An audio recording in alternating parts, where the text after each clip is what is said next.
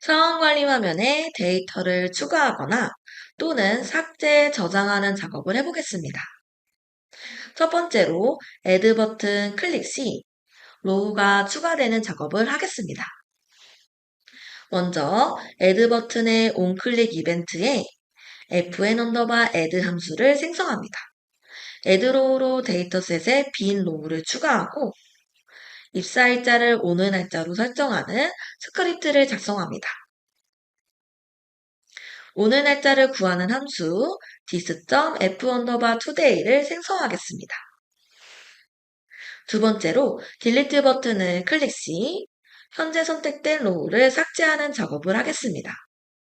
딜리트 버튼의 onClick 이벤트를 fn_delete 함수를 생성 후 현재 선택된 로우를 로우 포지션으로 가져와서 삭제하는 스크립트를 작성합니다.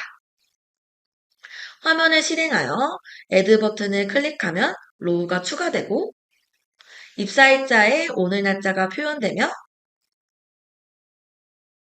딜리트 버튼을 클릭하면 선택된 로우가 삭제되는 것을 확인할 수 있습니다. 마지막으로 저장입니다. 사원관리 화면에 있는 세이브 버튼의 onClick 이벤트를 fnsave로 함수를 생성합니다. 트랜지션 id를 svc save emp로 지정하고 서브 페이지는 save_emp.jsp를 호출합니다.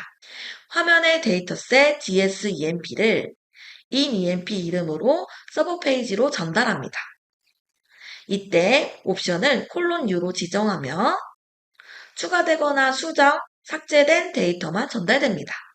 콜백 함수의 첫 번째 인자와 트랜지션 호출 시 지정한 아이디를 비교하여 서비스 처리 결과 이후의 성공 여부를 메시지로 출력하겠습니다. 사원 데이터를 저장하는 save_emp.jsp 서브 페이지를 작성합니다.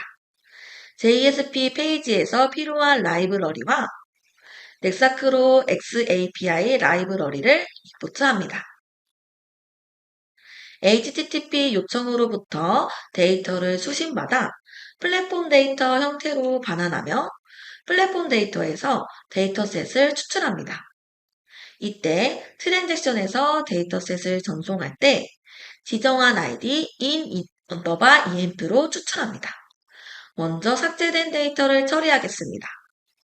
get removed row count를 이용하여 삭제된 로우의 개수를 구하고 get removed 데이터를 이용하여 삭제된 데이터를 구해 삭제건만큼 방법문을 실행하여 해당 로우를 삭제합니다. 이제 추가되거나 변경된 데이터를 처리하겠습니다. get row count로 로우의 개수를 구하고 get row type을 이용하여 현재 로우의 상태를 따라 insert, update 쿼리를 실행합니다. get saved 데이터는 수정되기 전에 원본값을 가지고 있어 업데이트 쿼리에서 사용합니다. 처리 결과를 전송할 플랫폼 데이터를 생성하고 플랫폼 데이터에 에러를 체크할 변수를 추가합니다. 플랫폼 데이터를 클라이언트 화면으로 전송한 다음 화면을 실행하여 데이터가 제대로 입력, 수정, 삭제되는지 확인합니다. Add 버튼을 클릭하여 값을 새로 입력해보고 기존의 데이터 값을 변경해봅니다. 딜리트 버튼을 클릭하여 데이터를 삭제하고 세이브 버튼을 클릭하여 데이터가 제대로 저장되는지 확인합니다. 사원관리 화면에서 Add, Delete, Save 버튼의 기능을 구현하고 서브 페이지에서 데이터를 처리하는 방법에 대해 알아보았습니다.